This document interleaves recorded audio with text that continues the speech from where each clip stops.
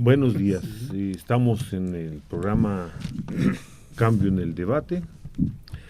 Estamos por abordar el tema evaluación, como lo están proponiendo el Estado a las escuelas de educación básica. Y aquí tenemos a reconocidas personalidades de diferentes ámbitos: el profesor Abelardo Mejía, de la Universidad Pedagógica Nacional; Eric Avilés, es colaborador de La Voz de Michoacán, es doctor en desarrollo; y aquí Humberto Puente, profesor del Centro de Didáctica de la Universidad Michoacana de San Nicolás de Hidalgo. Y bueno, la idea es comenzar con qué opinión tiene cada uno de ustedes de lo que es la evaluación. Me gustaría que empezáramos quizá por la más, no sé, la que tiene más conocimiento, me imagino, porque es el que la está proponiendo, es Mexicanos Primero. Entonces, no sé si quisieras empezar, Eric, ¿qué es lo que...? Sí, bueno, como parte de los procesos de gestión escolar se hace indispensable la realización de una evaluación integral, una evaluación universal, para poder tener claro el avance, para poder tener claro el estado, el diagnóstico en el cual nos encontramos. Hay diferentes tipos de evaluación. En este caso, bueno, Mexicanos Primero a nivel nacional está proponiendo una evaluación universal, tal y como se había propuesto, como ya se había incluso acordado entre las partes interlocutoras, en este caso el Sindicato Nacional de Trabajadores de la Educación y el gobierno federal. Han habido contrapuntos al respecto. Es agradable escuchar que el presidente Felipe Calderón haya dicho de viva voz que solicitando a Elbester Gordillo y al sindicato que se honre la palabra empeñada al respecto, como se puede ver en el documental de Panzazo, donde Elbester Gordillo dice que está de acuerdo con que sean evaluados los maestros a nivel nacional. Creo que sí hacen falta todavía muchas cuestiones por afinar, pero también creo que la evaluación en sí es el mensajero que nos va a permitir obtener información y poder realizar toma de decisiones estratégicas relevantes para poder construir ese modelo educativo que, pues bueno, sigue siendo la asignatura a dirimirse por parte de la nación mexicana ya durante muchos años, y que en particular en los últimos años creo que se ha notado más, en particular en Michoacán, en donde hay, bueno, un vacío respecto a cuál plan de estudio se debe de aplicar, si se aplica la reforma, si no se aplica la reforma, si se aplica la prueba de enlace, la prueba PISA para qué, etcétera. Creo que es más que necesario ya entrar a esos temas de fondo, que es cómo evaluar, para qué evaluar, hasta qué punto es necesario evaluar, y sobre todo, pero en el ánimo de nunca perder de vista que es indispensable poder medir para saber en dónde estamos pisando, y no solamente medir en un instante, sino poder ir construyendo poco a poco con esto un gran sistema de evaluación en la nación mexicana, en el ámbito educativo.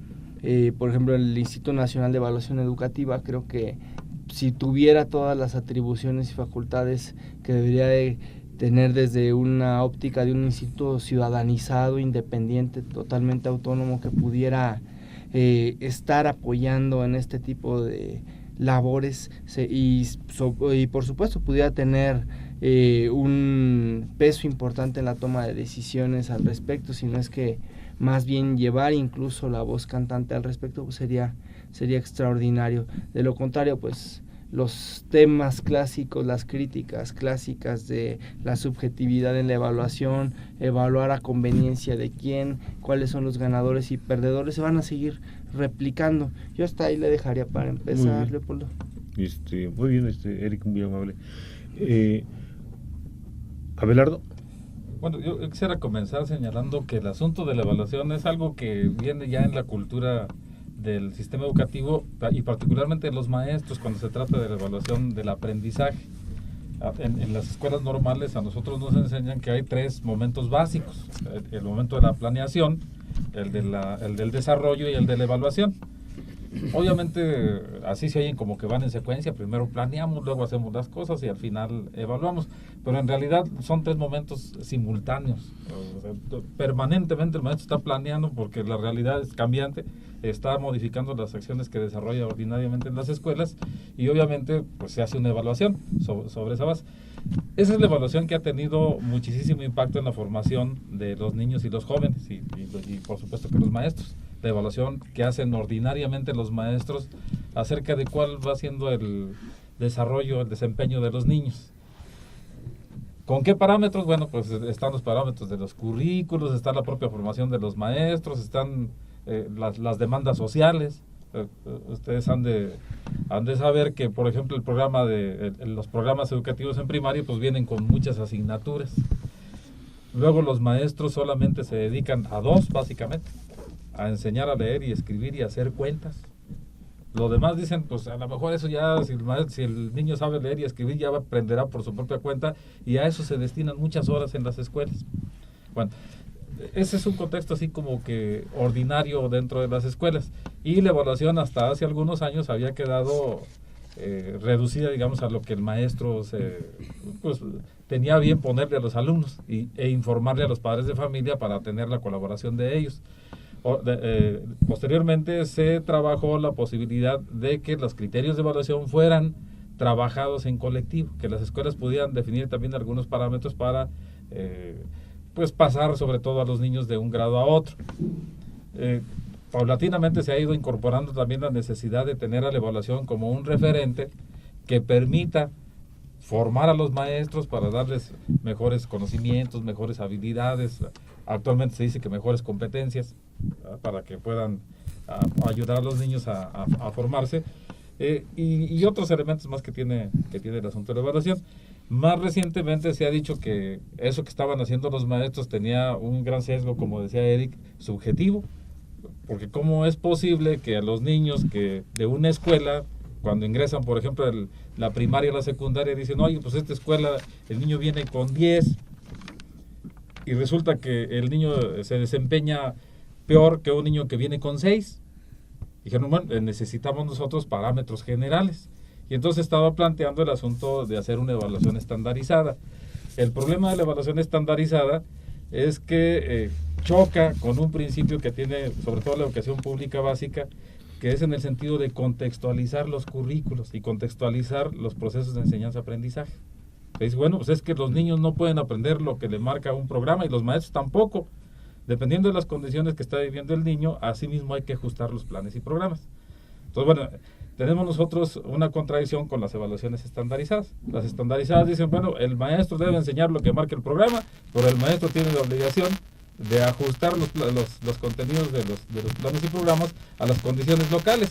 Entonces, bueno, esa situación está presente actualmente en el sistema educativo, y de ahí se derivan un montonal de las críticas que se están haciendo sobre todos los procesos estandarizados. Yo creo que eso hay que tomarlo en cuenta en los actuales movimientos de resistencia que tienen los maestros a evaluaciones de tipo estandarizado. Además, pues, digo, para concluir esto, en esta primera interpretación, se está impulsando una educación por competencias. Las competencias, según la definición que dan ahí, que nos están impulsando, es un asunto mucho más complejo que el solo aprender contenidos de base conceptual, ¿no? O sea, tiene que ver con la experiencia completa de formación de los niños y incluso de los maestros. Tiene que ver con el desarrollo de actitudes, de habilidades, de conocimientos, etcétera, etcétera. Todo eso es un asunto de las competencias. Sin embargo, el instrumento más socorrido actualmente de evaluación estandarizada para los alumnos es la prueba enlace, que es una evaluación pretendidamente universal de los niños de tercero de primaria a tercero de secundaria, y está basada sobre todo sobre los contenidos conceptuales de los planes y programas de estudio linealmente. O sea, no considera el aspecto conceptual. Esa es una crítica que le han hecho muchos maestros, y de manera especial hasta con una un planteamiento ante derechos humanos los maestros de las comunidades indígenas, porque están diciendo que no se los hacen en su idioma materno, sino lo hacen en el idioma, por así decirlo, nacional. Entonces hay un pequeño problema ahí. El otro es el asunto de la evaluación a los maestros, que es lo que está en cuestionamiento ahorita en el debate sobre la evaluación universal a los maestros de educación primaria. ¿Qué se va a evaluar a los maestros de educación primaria y con qué objetivo? Eso, pues hay un debate. Dicen que es para mejorar las estrategias de formación y actualización de los maestros y poder apoyarlos en lo que ellos estén pues un poco más débiles para poder atender a los alumnos. ¿Qué puede ser lo que están débiles? Pueden ser asuntos de pedagogía, de asuntos de transmisión de conocimientos, valores o competencias, como se llame, o conocimientos básicos de los planes y programas, entre otras cosas, y también conocimiento de la política educativa que está planteando el gobierno federal. Aquí sucede lo mismo que con los alumnos.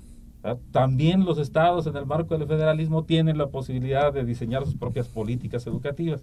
Eso no estaría contemplado, creo yo, en una evaluación de carácter universal. Bueno, y es un panorama general de lo que creo yo que habría que seguir muy bien. Trabajando. Humberto, ya te dejaron un poquito. Bueno, no importa, puedo hablar mal todavía.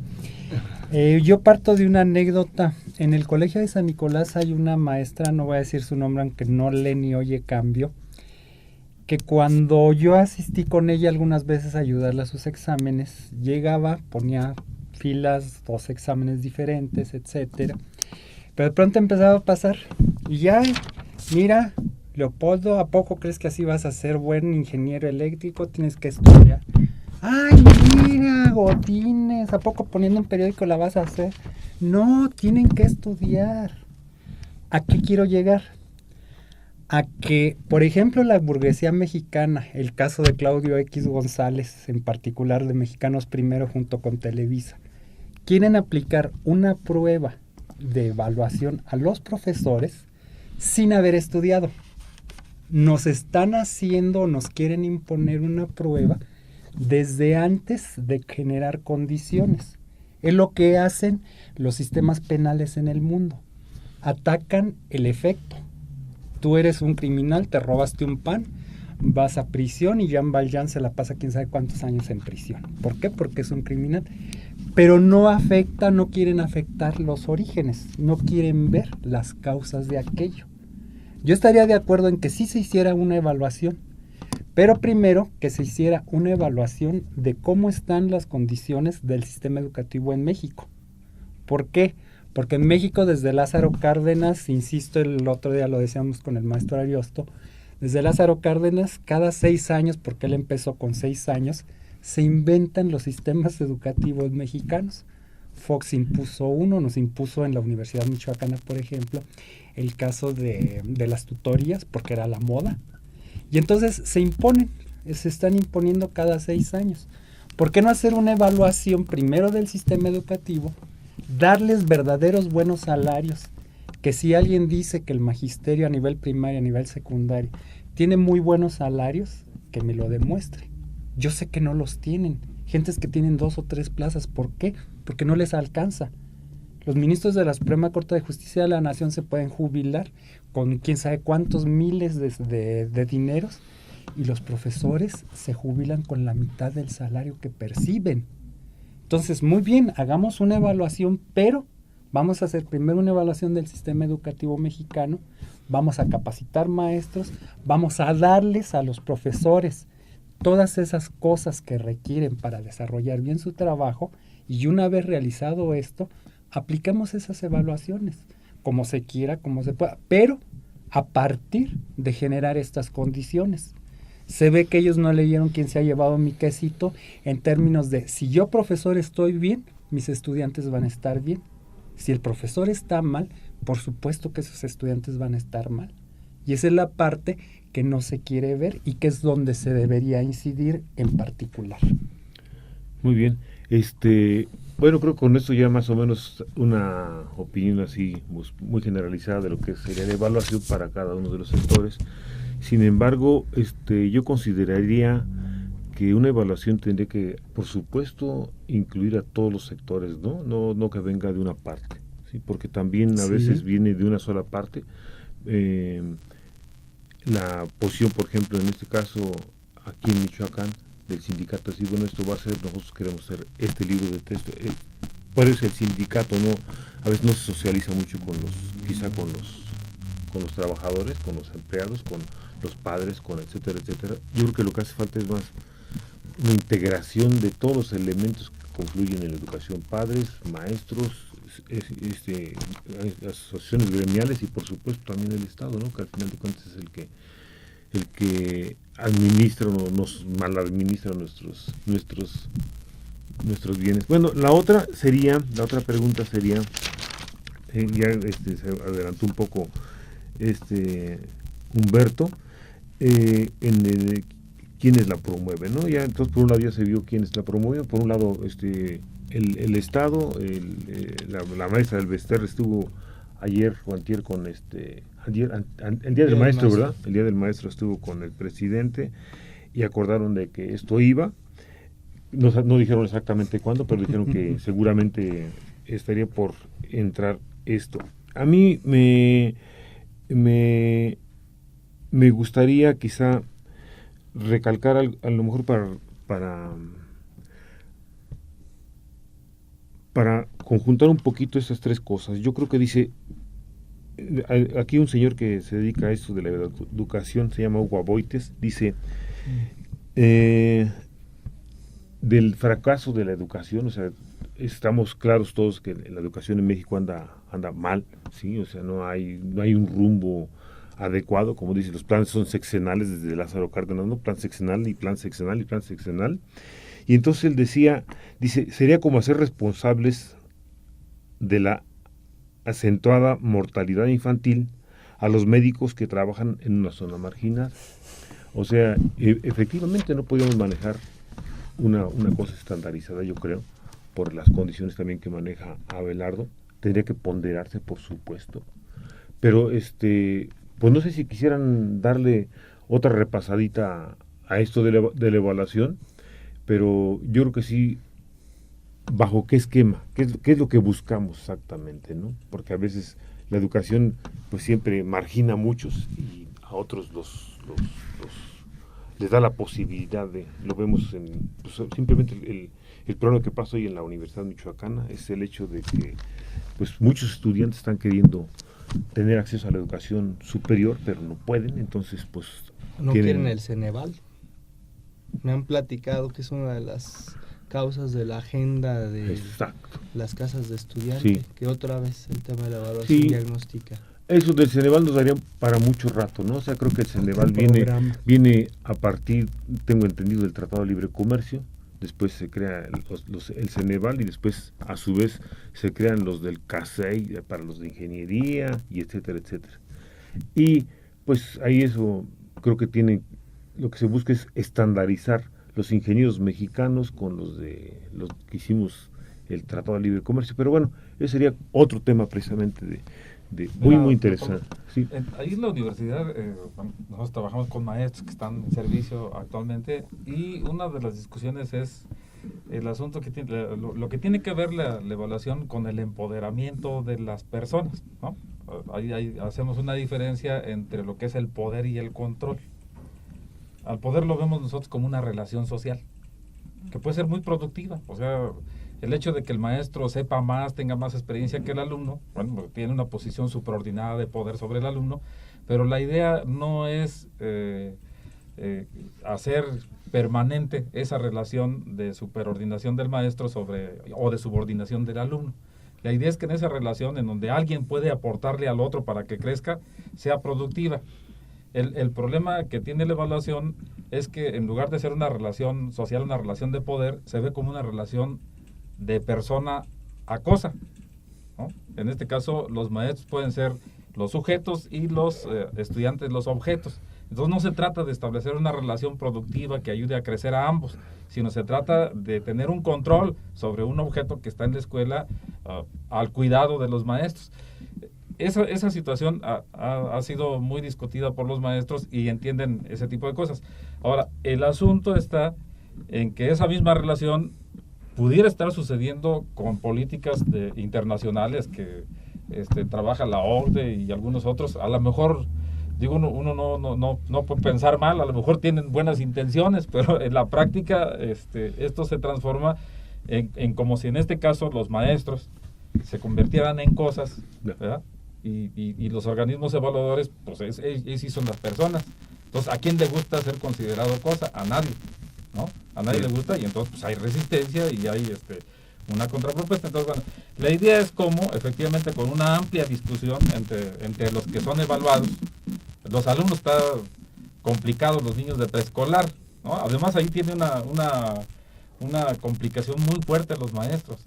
Tradicionalmente la evaluación era solamente sobre lo que aprendían los niños de los contenidos. Hoy la evaluación se pretende que sea mucho más amplia. Enlace la está reduciendo, ¿no?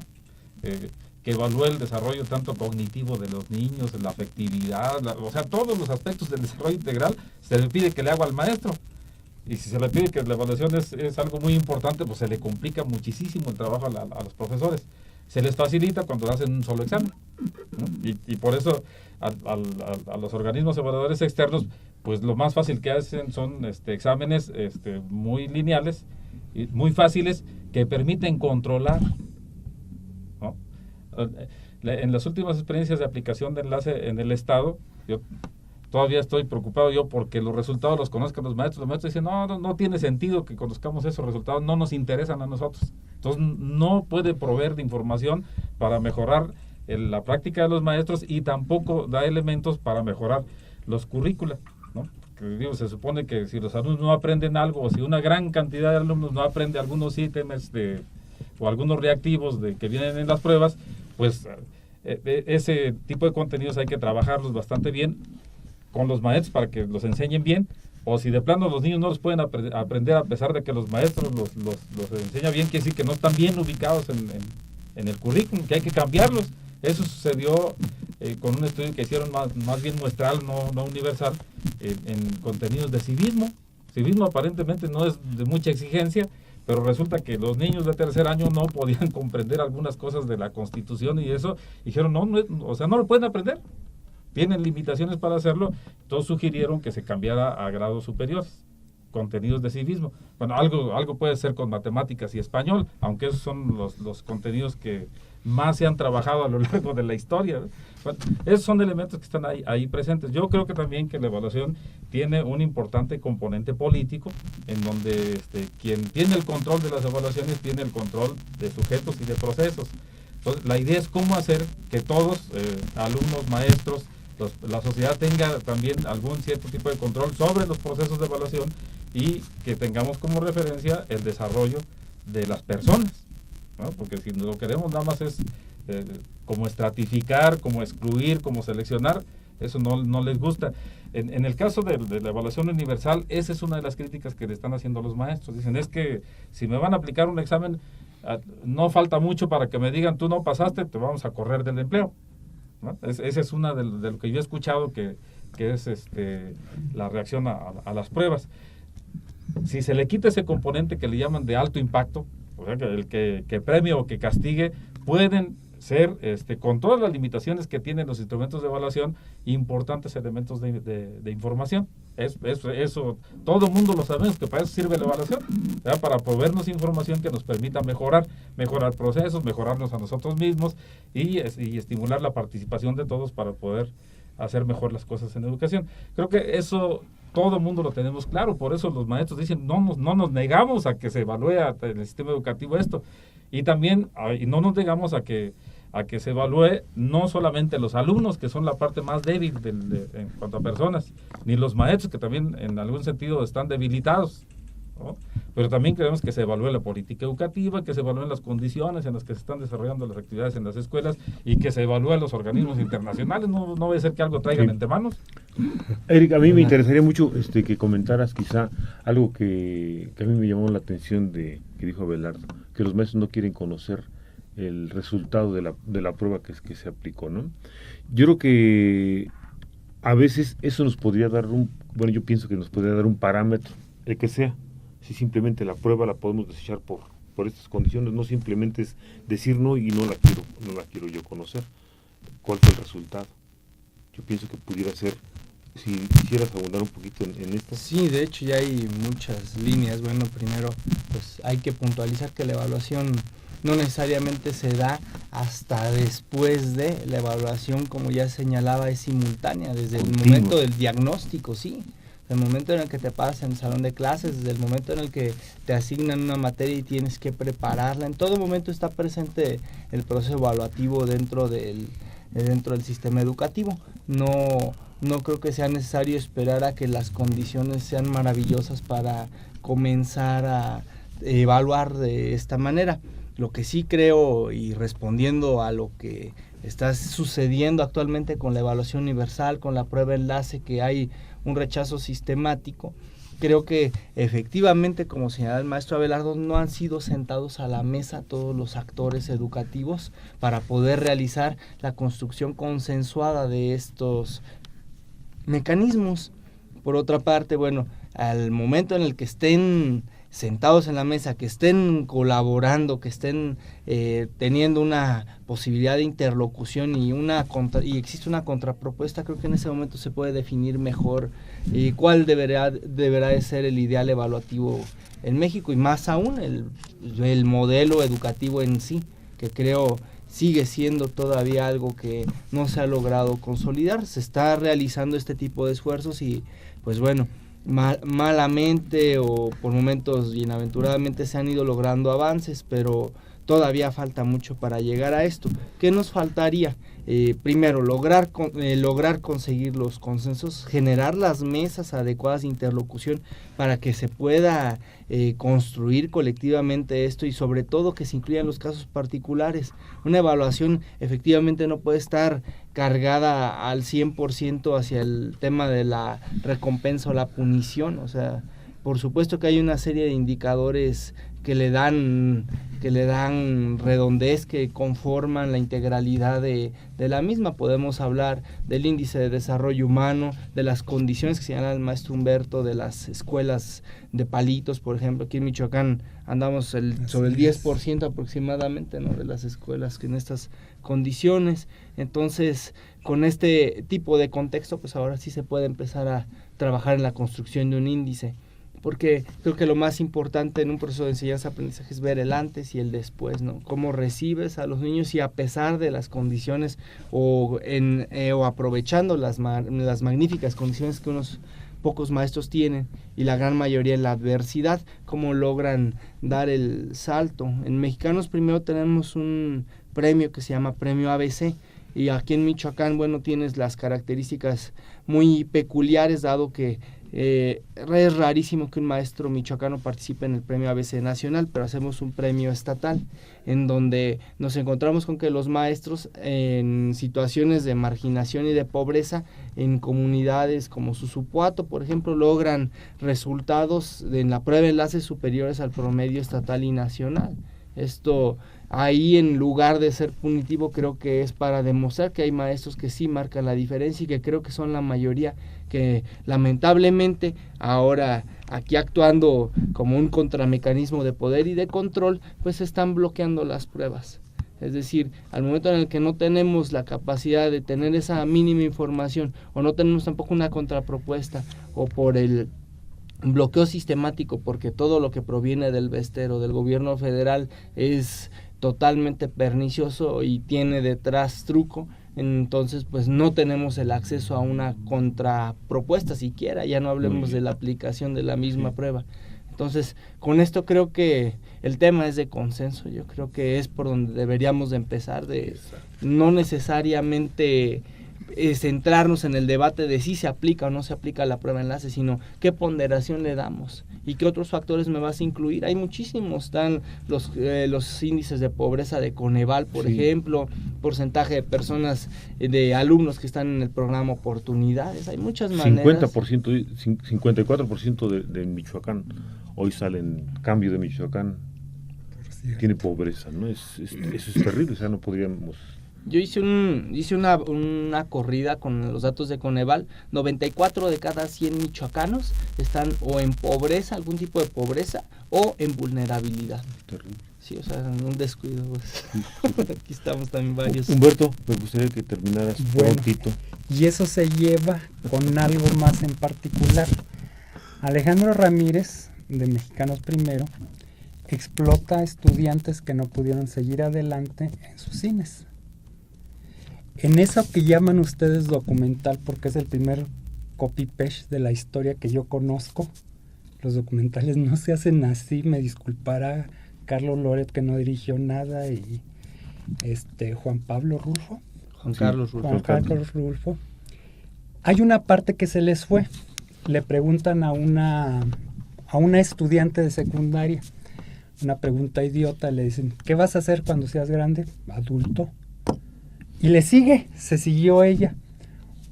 Voy a hacer idioteces. Ella no lo dice con esa palabra, pero creo que aquí no se puede decir. Y le sigue todavía un adulto haciendo idioteces. ¿Por qué? Porque esa es la visión que tienen esos niños, esos jóvenes que estamos preparando de una sociedad que no les da alternativas. Queremos evaluar un sistema educativo, pero además no estamos viendo cómo está nuestro sistema económico. Y allí es donde esos consensos a lo mejor no se van a lograr. A lo mejor, como Freire lo proponía, a lo mejor, desde abajo, en la educación, lo podemos hacer. Pero si no cambiamos todas estas cosas desde el sistema económico hacia abajo, la educación va a seguir igual o peor, porque además le conviene al sistema capitalista, así de sencillo. Y bueno, desafortunadamente pues da para muchos programas que espero que los podamos hacer. Sí, dicen que la universidad es el aparato ideológico del Estado, ¿no? Es uno de sus aparatos que funciona para seguir. También es bidireccional, ¿no? Yo creo que también el cambio se da entre las personas que con conciencia de clase y que ya tienen una preparación superior, que acudieron a comprender mejor el universo, pueden regresar y ayudar a los más desfavorecidos. Una clase social informada, beligerante, se legitima en la medida en la cual busca dar cobijo, dar sombra, llevar la luz a los más ignorantes. En Michoacán creo que esto no ha sucedido, con todo respeto para quienes han estado participando en este tipo de cuestiones, y por eso es que están estas lagunas de gobernabilidad educativa, de consensos, de falta de mesas de diálogo. En ese aspecto creo que hay mucho todavía por avanzar para poder llegar a entablar esos diálogos cara a cara, de poder tener clara la visión de cómo es el sistema educativo, cuál es la realidad abajo y cuál es la realidad arriba, y cómo podemos acercarnos y cómo podemos llegar todos a la meta juntos y a tiempo, sin menoscabo del que tiene más dinero, del que tiene menos, del que no sabe leer, del que ya tiene un doctorado. Creo que esa es la manera en la cual deberíamos de avanzar de la mano para lograr una sociedad más justa y democrática a través del cambio educativo. A mí me gustó mucho una cosa que dijiste tú, Eric.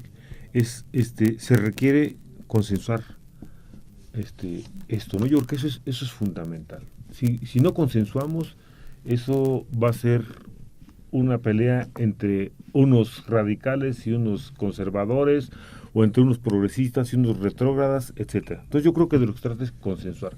Así, ¿Cómo? Mira, aunque yo tenía mis dudas sobre eso, estuvimos participando nosotros cuando se estaba planteando el alcance de enlace y posteriormente el alcance de la evaluación universal, aquí, por derivación.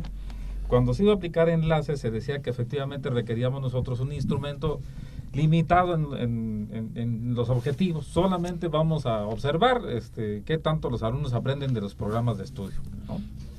Y entonces nos daría información para mejorar programas de estudio, para mejorar capacitación de maestros y para diseñar algunas estrategias para que los alumnos aprendieran y los maestros enseñaran bien pues algunos temas de los planes y programas, particularmente español, matemáticas y eventualmente geografía, historia, dependiendo del examen que se hiciera. El consenso entre las autoridades educativas de los estados era que efectivamente fuera un instrumento que proveyera información. Pero ahí comentaron las altas autoridades de la Secretaría de Educación Pública que el presidente de la República había dicho que había que premiar a los alumnos que salieran mejor. Entonces, varias voces de varios estados se alzaron, dijeron, es que si eso se da, se va a pervertir. Y efectivamente, actualmente la valoración es que está pervertida al dar estímulos y dar premios a los alumnos o a los grupos de alumnos e incluso a los maestros que sacan los alumnos con más altos promedios. Había varias propuestas adicionales, dicen, no, en lugar de gastar los 200, 300, 1,000 millones para premiar a esos niños y esos alumnos, invirtámoslos en el mejoramiento de la infraestructura educativa que está cayéndose en el país. No escucharon las opiniones de muchas autoridades educativas locales. La federación dijo, el presidente lo dijo y eso lo vamos a hacer, ¿no? Entonces, obviamente, sí se requiere un consenso y un diálogo, pero que escuchemos todos, ¿verdad? Porque pues, de un lado sí se escucha y de otro no. Entonces, creo que ese asunto está todavía por verse y efectivamente, pues si no hay consenso se da la lucha y en ese momento estamos, ¿no? Muy bien, sí. No, Eric, me gustaría, a mí me gustó también otra cosa que dijiste, la diferenciación, ¿no? O sea, en una parte, pues no podemos hablar de un niño de ciudad, de una colonia, pues me estoy en la Chapultepec, a un niño de la misma ciudad, o no, un mismo alumno de aquí de... la colonia Bello Horizonte, que viven 2,000 años atrás de la luz del mundo a un kilómetro del Les voy a Estadio platicar Morelos. una anécdota que me platicó una maestra, a la que yo quiero mucho.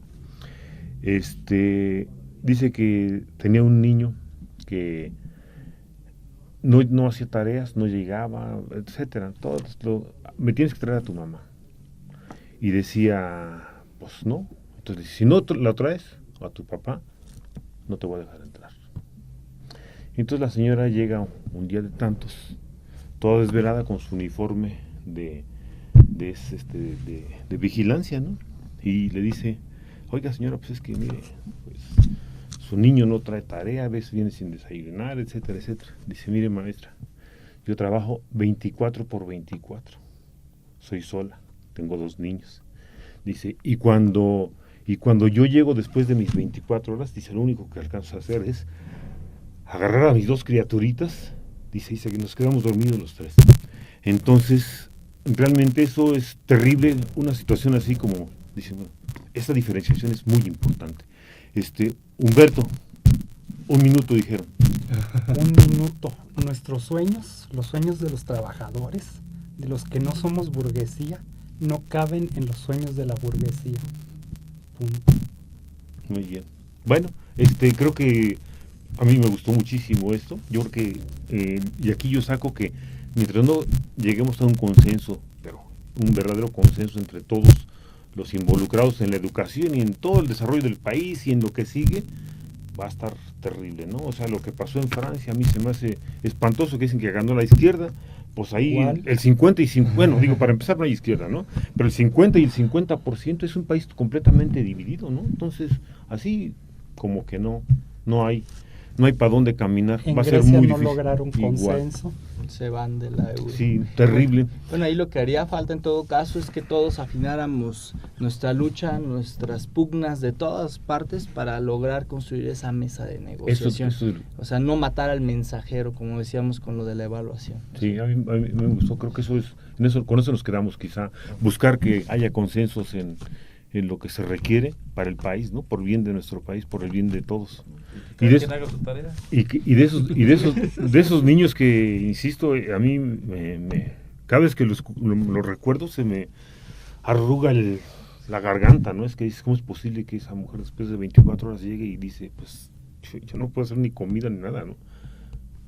Nos dormimos los 3 así, en la cama. Bueno, muchas gracias, Eric, Gracias a muchas ti. gracias, Abelardo. Para servir. A Gracias. Humberto, pues también. Sí, no me vas a volver a invitar, pero bueno. Bueno, muchas gracias.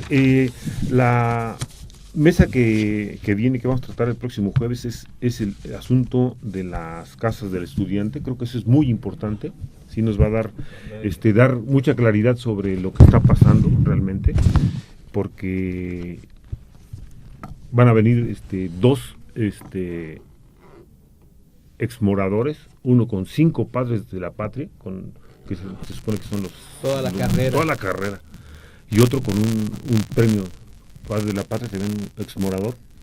y vamos a traer a un joven también de los que andan ahora en este movimiento. Bueno, muchas gracias, Cambio de Gracias a Michoacán, ustedes. a ustedes, muchas gracias, Eric, de veras, me gustó mucho eso que dijiste de busquemos el consenso.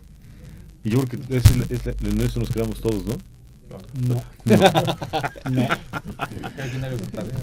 Sí, también, claro. Bueno, gracias.